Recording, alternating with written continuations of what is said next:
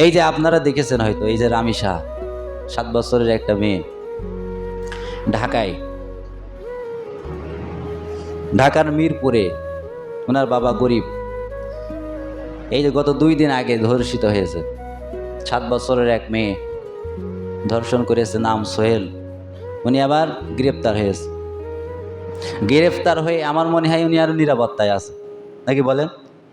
উনি যে গ্রেফতার হয়েছে অথবা পুলিশের হাতে ধরা পড়েছে, আরও নিরাপত্তা, আরও কোনো সমস্যা নেই। আর আমাদের দেশে আইনজীবী বলছেন, আসাদুজ্জামান, উনি গতকালকে বলেছেন যে 1 সপ্তাহ সময় লাগবে।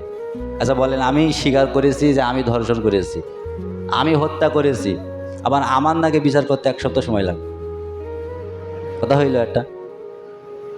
আপনার মেয়েকে যদি কেউ ধর্ষণ করে, সে স্বীকার করছে যে আমি ধর্ষণ করেছি, আমি মেরেছি, আমি মেরে ফেলেছি, তারপরে ওই ব্যক্তির নাকি বিচার করতে 1 সপ্তাহ সময় লাগবে, আবার ডিএনএ টেস্ট করা লাগবে।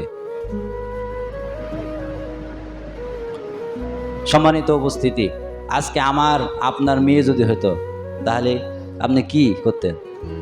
ওনার বাবা বলছেন যে আমি বিশ্বাস করি না যে আমার মেয়ের বিচার হবে। কেননা এর আগে কত মানুষ, কত ছোট ছোট মাসুম বাচ্চা, এই যে আসিয়া 1 বছর হয় নাই মনে হয়, মাগুরার, উনি ধর্ষিত হয়েছে, মারা গেছে। তার যে ধর্ষক ছিল তাকে পুলিশে গ্রেফতার করেছিল, কিন্তু তার যে কি বিচার হয়েছে এখনো দেশের মানুষ জানেই না।